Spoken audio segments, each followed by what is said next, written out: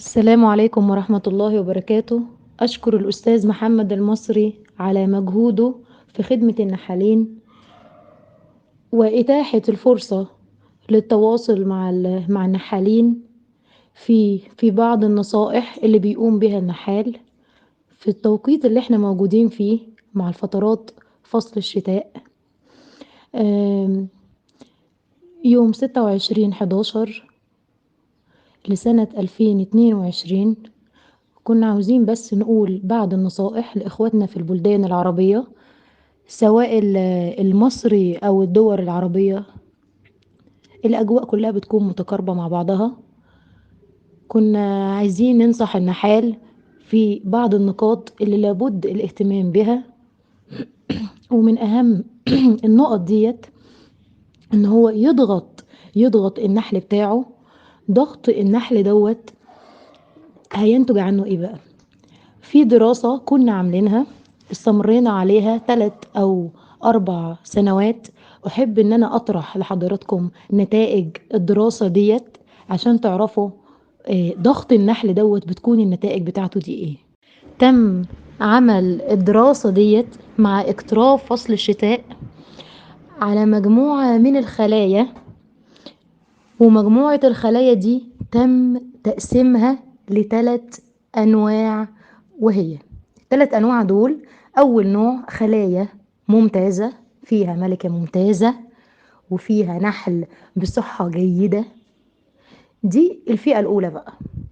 أما الفئة التانية وهي الخلايا فيها مشاكل في إهمال في النحل دوت، أو إهمال بقى بسبب ظروف الطبيعة. ده كان النوع التاني، وطبعا بقى الملكة فيها سيئة. أما النوع التالت فدي بقى الخلايا اللي بتكون متواجد فيها أمهات كاذبة، أو يعني زي ما نقول بدون ملكات وما فيهاش عناية. دول بقى ال3 أنواع اللي احنا عملنا عليهم الدراسة والأبحاث، وكانت النتائج زي ما هقول لحضراتكم. ونتمنى من الإخوة النحالين إن هم يركزوا في النتائج دي، لأن دوت اللي المفروض نتبعه في فترة الشتاء هذه. فكانت نتائج الدراسة والأبحاث اللي احنا عملناها إن الخلايا اللي ممتازة وفيها ملكة ممتازة مضغوطة بشكل كويس، فالنحل بيغطي الإطارات من الجهتين. كانت النتائج إن الحضنة اللي مغلقة كانت درجة الحرارة داخل الخلية اللي هي مضغوطة واللي ممتازة دي كانت 35.5 درجة. ده بقى بالنسبة لدرجات الحرارة في الحضنة. آه، وكانت درجات الحرارة دي في الحضنة اللي مفتوحة دي بقى ال35 كانت في الحضنة المغلقة. أما الحضنات المفتوحة كانت درجة الحرارة 34.5. ده طبعا وفقا للأبحاث. أما كانت درجة الحرارة بالنسبة للمنطقة اللي متواجد فيها براويز أو إطارات فيها بيض وعسل والإطارات اللي كانت موجودة فارغة ما فيهاش أي ولا بيض ولا عسل ولا أي حاجة خالص، كانت درجة الحرارة فيها 33.5. ده طبعا بالنسبة للنتائج اللي كانت على الخلية اللي هي ممتازة طبعا ومضغوطة زي ما قلنا. طب لو جينا بقى نبص ان ال35.5 اللي في الحضنة المغلقة زي ما قلنا، وال34.5 بتاعة الحضنة المفتوحة، والبيض والعسل كان 33.5، يعني فرق حوالي درجة ما بين ال3 أشياء. ده طبعا ما بين ده بالنسبة للخلية مين؟ بالنسبة للخلية الممتازة. على الشق الآخر بقى والاتجاه الآخر إن الخلية اللي فيها إهمال ومش مضغوطة بالصورة الكافية ولا حالتها كويسة، فكانت النتائج بتاعتها إن الحضنة بقى المغلقة فيها كانت درجة الحرارة 34 درجة مئوية. أما الحضنة المفتوحة كانت درجة الحرارة فيها 34 درجة مئوية. يعني كده نعتبر إن الحضنة المفتوحة اللي هي اليرقات والحضنة المغلقة 34 يعني الاتنين نفس درجات الحرارة، باختلاف ما بين الخلية دي اللي فيها إهمال والخلية التانية اللي بتكون فيها درجة من الامتياز. فدرجة المئوية في درجة مئوية اختلاف ما بين الاتنين. طبعا. أما بالنسبة للبيض والعسل، الإطارات اللي فارغة اللي النحل مش مغطيها، فكانت درجات الحرارة فيها كما حسبنا كانت 31 درجة.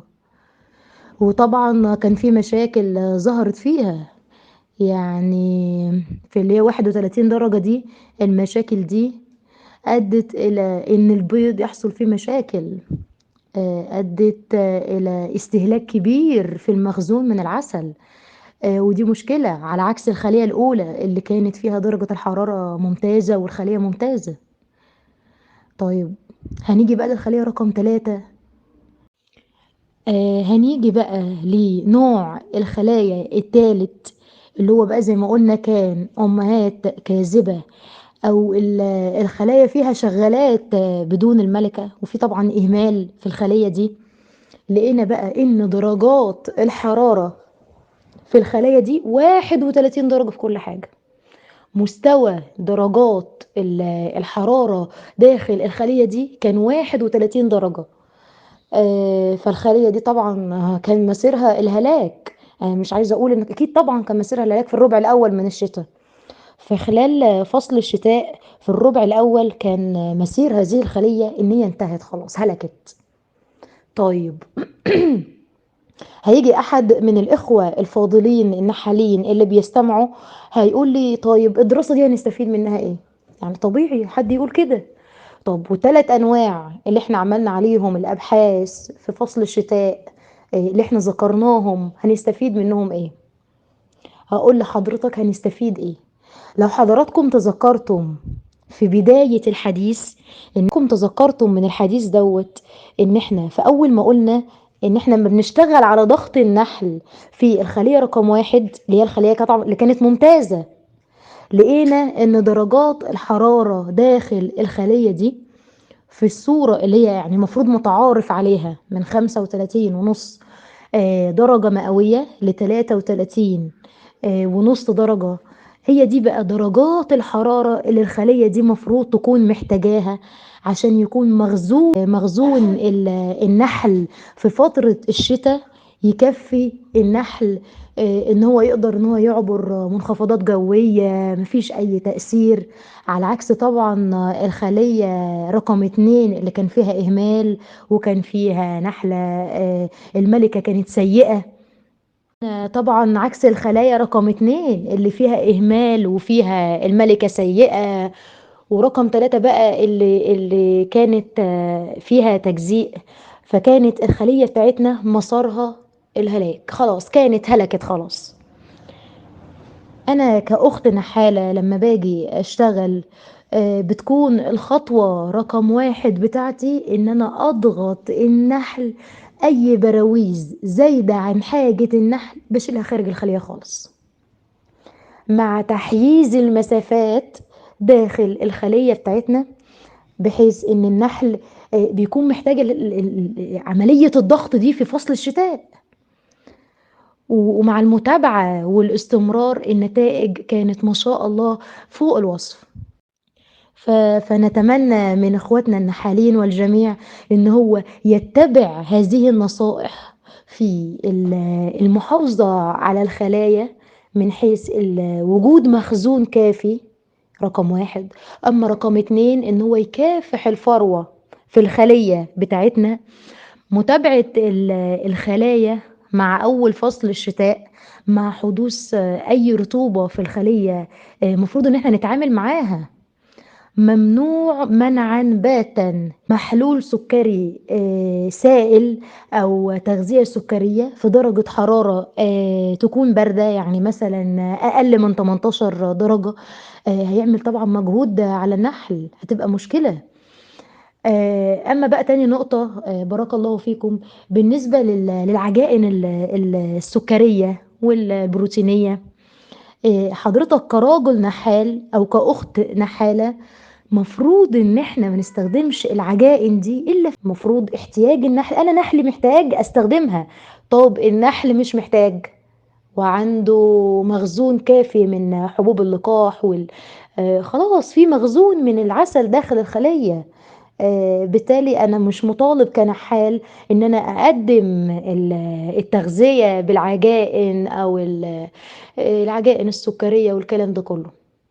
في نقطة لابد لازم نشير إليها، وفي إخوة كتير جدا بيقعوا فيها، ألا وهي عند مكافحة الفروة مع اقتراب فصل الشتاء. يمنع منعا باتا استخدام الأوكزيليك أسيد مع المية انت أو مع المحلول السكري، منعا باتا. الرش ما بين الممرات النحلية ممنوع منعا باتا. ليه بقى؟ لأنه هيسبب لنا مشاكل كتير داخل الخلية، هيأثر على النحل وعلى الشغالات وفي الأجسام الدهنية اللي متواجدة في أجسام الشغالات دي. مفروض ان احنا محتاجين طبعا ان الشغالات دي تعبر معانا في فترة الشتاء، وهي ان تكون بكامل طاقتها، تقدر ان هي تعبر بكامل طاقتها، والنحل ده يحافظ على الطاقة بتاعته في فترة الشتاء. ف حضرتك قبل قدوم فصل الشتاء زي ما قلنا ان احنا محتاجين ان النحل دوت يحافظ على نشاطه وخلال فترة الشتاء وتكون عنده طاقة كويسة. فلذلك انت قبل قدوم فصل الشتاء مفروض انك تحافظ على الاجسام الدهنية دي، ما تضعفهاش بامور خاطئة زي مثلا مكافحة الفروة من خلال الاوكزيليك اسيد، اللي هو بيعتبر بمثابة مادة كاوية، مادة كاوية، فبيضعف النحل، ودوت احنا طبعا مش عايزينه، وبيعمل له مجهود. خاصة النحل صغير السن بيدمر القدرة بتاعته على العبور والنشاط والطاقة بتاعت النحل، وده طبعا شيء ما بننصحش حد باتباعه. طيب بالنسبة للإخوة اللي ما كافحوش فروة، حضرتك عندك طرق كتير زي التول والفورميك وحضرتك عندك والسيمول. وطبعا الفورميك أسيد ممتاز ممتاز جدا. ان الفورميك عنده القدرة ان هو يتبخر داخل الخلية، وعنده القدرة ان هو اي فروة داخل عيون السداسية والحضنة المغلقة بيقدر ان هو يعمل مكافحة للفروة دي وموت الفروة دي. طبعا انت كنحال محتاج الشيء ده. فنتمنى من حضراتكم واخواتنا النحالين والجميع ان هو يتبع النصائح دي، وان شاء الله هيكون لينا بعد المداخلات. السلام عليكم ورحمة الله وبركاته. الله يجزيك الخير دكتور، الله يبارك في عمرك. نسأل الله يا رب يجزيك الخير على النصايح ديت ويجعل الله في ميزان حسناتك. نصائح مهمة في التوقيت اللي احنا متواجدين فيه، الله يجعلها في ميزان حسناتك، بالأخص ان احنا خلاص مع مقربة من بداية فصل الشتاء في معظم الدول العربية. حتى كان فيه بعض المنخفضات الجوية شفناها في الأردن وشفناها في بعض البلدان الأخرى. فالله يبارك في عمرك والله يجزيك الخير دكتورة، نصائح بجد قيمة. والله يبارك في عمرك دكتورة. أنا بالنسبة لي شغال في ضغط النحل دوت أو بضغط النحل مش من اليوم. الحمد لله، يعني اعتبر من بعد فرز البرسيم داخل مصر في شهر 6 وأنا ماشي على ضغط النحل حتى يومنا هذا. يعني نقدر نقول في شهر 6 أو في نعم 6 ميلادي لما فرزنا البرسيم الحمد لله ضغطت النحل، عديت فترة الصيف والنحل مضغوط الحمد لله بدون أي أمراض بدون أي مشاكل. جه فترة الانطلاقة الخريف النحل كان مضغوط نفس الشيء، اللهم لك الحمد ولك الشكر. وإن شاء الله مع تشتيت النحل ودخول النحل لفترة الشتاء هنتبع التعليمات والنصائح الله يجزيك الخير، وهي نفس الشيء ضغط النحل الله يبارك في عمرك دكتورة، لفت انتباهي من كلام حضرتك المقارنة ما بين الثلاث أنواع من الخلايا، اللي هي الخلايا اللي مضغوطة وفيها ملكة ممتازة ومخزون كافي ودرجات الحرارة داخل الخلية بتاعتها، اللي احنا لاحظناه ان هي ما شاء الله درجات حرارة منتظمة زي ما حضرتك أشرتي، وربما عبرت مع النحال لحد الانطلاقة الربيعية، عكس الخلايا اللي هي رقم 2، اللي هي فيها مشاكل في ضغط النحل، والخلية رقم 3 اللي هي أمهات كذب. الله يبارك في عمرك. من الكلام بتاع حضرتك اللي انت تكلمتي ان هي هلكت او سحبت مخزونها مع الربع الاول من فصل الشتاء، وكانت النتائج السيئة في العمل ده ان الخلايا دي كان مصيرها الهلاك او مصيرها ان النحال هيطلع مع الانطلاقة الربيعية خلايا فارغة. فالله يبارك في عمرك على النقطة ديت، واحنا بنلاحظ الشيء ده يا دكتور الله يجزيك الخير. الخلية اللي مضغوطة بنحس ان هي ما شاء الله مع النشاط بتكون ممتازة، عكس الخلية يا دكتورة، عكس الخلية اللي بيكون فيها براويز ازيد من اللازم، بنلاقي ان النحل متشتت فيها، في تشتت من النحل. الملكة بتضع في كل برواز رقعة بسيطة من البيض والحضنة، وبالتالي بنحس بالشيء دوت داخل الخلية. يعني الله يبارك في عمرك، لما بنيجي في الانطلاقة الربيعية والنحل يكون مضغوط، مش ضغط شديد، لا الضغط المعتدل، الضغط اللي هو معتاد عليه النحال، بنلاقي ان ما شاء الله النحل بيجيب كميات حبوب لقاح، وحبوب اللقاح ديت الملكة بتنشط في وضع البيض، ونلاقي ان البرواز من السدابة للسدابة حضنة ما شاء الله وبيض. ولما بنيجي نشوف بعض الخلايا اللي مش مضغوطة، بنلاقي في تشتت في الحضنة، بنلاقي في حضنة مزركشة، بنلاقي امور صراحة بتسبب مشاكل، بنلاقي مشاكل بتقابلنا كنحالين في امراض الحضنة. فالله يبارك في عمرك ويجزيك الخير على النصيحة دي، بجد نصيحة قيمة، ويعلم الله احنا بننصح فيها النحالين دايما باستمرار، نقول له اضغط نحلك. ضغط نحلك هو وسيلة الأمان رقم 1، وتكيف درجات الحرارة داخل الخلية هو وسيلة الأمان رقم 1 لعبور النحل في فترة الشتاء لحد الانطلاقة الربيعية. في نقطة دكتور الله يجزيك الخير، وهي فيما يخص المخزون دكتور الله يبارك في عمرك، انت أشرت النقطة مهمة جدا، وللأسف الشديد يعني في بعض النحالين بيخطئوا في النقطة ديت وبيقعوا في أخطاء وبيشتكوا منها، إن هو يجي في درجات حرارة 10 درجات و12 درجة فوق الصفر يقدم تغذية سكرية سائلة، ويرجع يقول لك في نحل بيموت في الغذاء. ما هو النحل مش هيسحب التغذية، أجواء باردة بيرفع نسبة الرطوبة داخل الخلية، بيسبب مشاكل للنحل، النحل بيموت في الغذاية. تمام. فأنا كرجل نحال زي ما حضرتك أشرت الله يبارك في عمرك، قلت إن خط أحمر إن النحال يقدم من 18 درجة مئوية وهو نازل في انخفاض يقدم أي محلول سكري سائل. ودي نقطة بجد بما يرضي الله، إحنا اشتغلنا من أرض الميدان وشايفين النقطة دي، شايفين الجزئية دي. النحل سحبه في التغذية السكرية بيكون ممتاز، التغذية السكرية السائلة مع 22 درجة و25 و30 بيكون في قمة نشاطه، وبيسرح مع ضوء الشمس ومع دفء الشمس، وبيكون عنده القدرة في أقل من نص ساعة يسحب 1 لتر تغذية سكرية ما شاء الله. فالله يبارك في عمرك على النقطة ديت. والله يا دكتورة الله يجزيك الخير، يعني نتمنى إن شاء الله لما يكون وقتك متاح تكلمينا في بعض العجائن. للأسف الشديد يعني انتشر عجائن على الساحة ما أنزلش ربنا سبحانه وتعالى بها من سلطان، كمية عجائن بتسبب مشاكل. اللي يتكلم في موضوع عجينة بالحمص وعجينة بالعدس وعجينة بالبطاطس وعجينة معرفش بإيه والصويا، مشاكل والله وكوارث، كوارث يعلم الله. ومشكلة للأسف الشديد يعني بيجي نحال مبتدئ زيي يستمع للمعلومات دي، بيروح ينفذها يلاقي مشاكل في النحل، يلاقي زحف في النحل، يلاقي أمور كان الله في العون.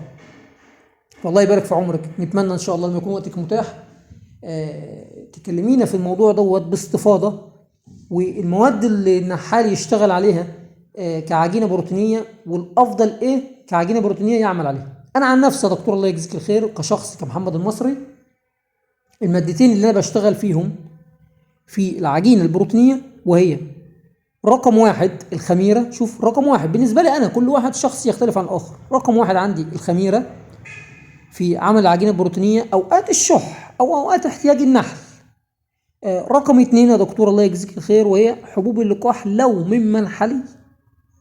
من منحلي وموثوق في حبوب اللقاح دي ان هي خالية وما فيهاش اي امراض، يعني امان بالنسبة لي. دول المادتين اللي انا بستخدمهم في العجائن البروتينية فقط.